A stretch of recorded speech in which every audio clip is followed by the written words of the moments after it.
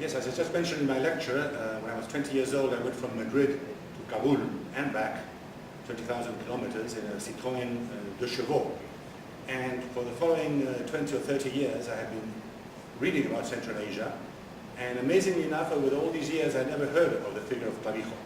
Until one day I went with some friends to Samarcand, and a French friend of ours sent me a deluxe coffee table book about the Clavijo embassy. And that's how I discovered this person, this amazing person who in Spain is completely unknown. But the book has been translated in some 15 different languages, of which I have practically all of these versions, and in Spain the personage is completely unknown.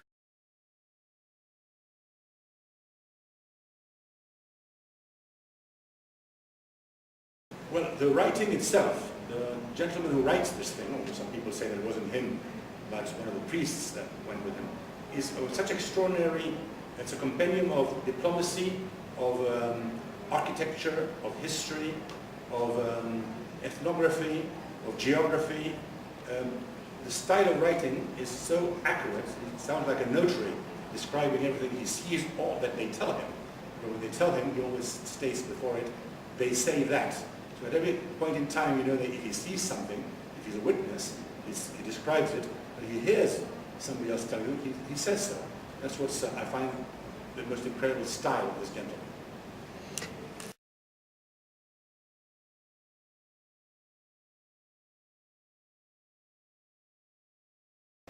Well, over the last 8 years or 9 years, I've been giving lectures, writing articles, organized conventions.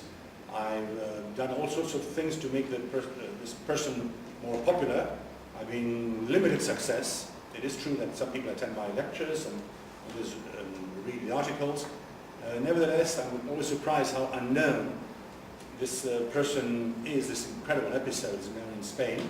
Just to give you an idea, a couple of months ago I sent to the general in charge of the Spanish base in Calainao in northwestern Afghanistan.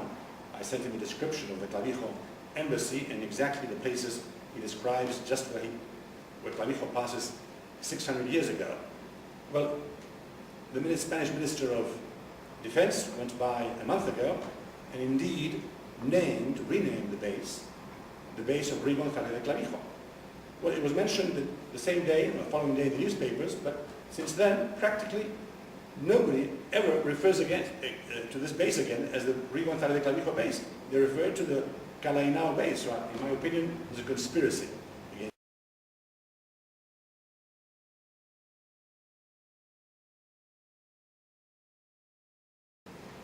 Absolutely, because even though after Tamerlane, the power of the Timurid Empire declined significantly, and he lost various parts of the empire to other parts, it is true that the Ottoman Empire, which after 100 years had conquered so much, would probably not have conquered ultimately Constantinople.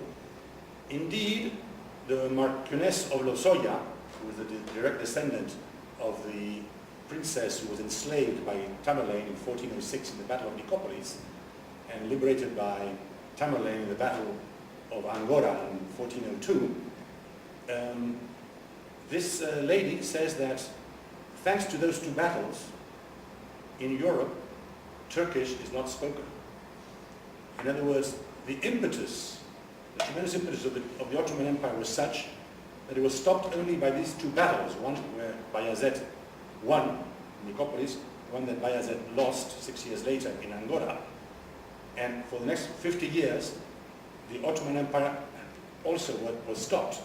But in 1453, as we know, Mehmed II finally conquered Constantinople, and that was when the Ottoman Empire really became very important, a century later under Suleiman. But had the original idea of the embassy, which was to create two fronts and squeeze in a pincer movement the Turkish Empire, history would have been completely different from what it is now. But of course the ambition of Tamerlane was to go and conquer China. And over 70 years old this man was, in the middle of the winter, and that's when he died. But had he not done this, and had he supported the Christian European idea, in spite of the 100 Years' War, which is still going on. The Ottoman Empire would not have been so powerful, and the history of Europe would have been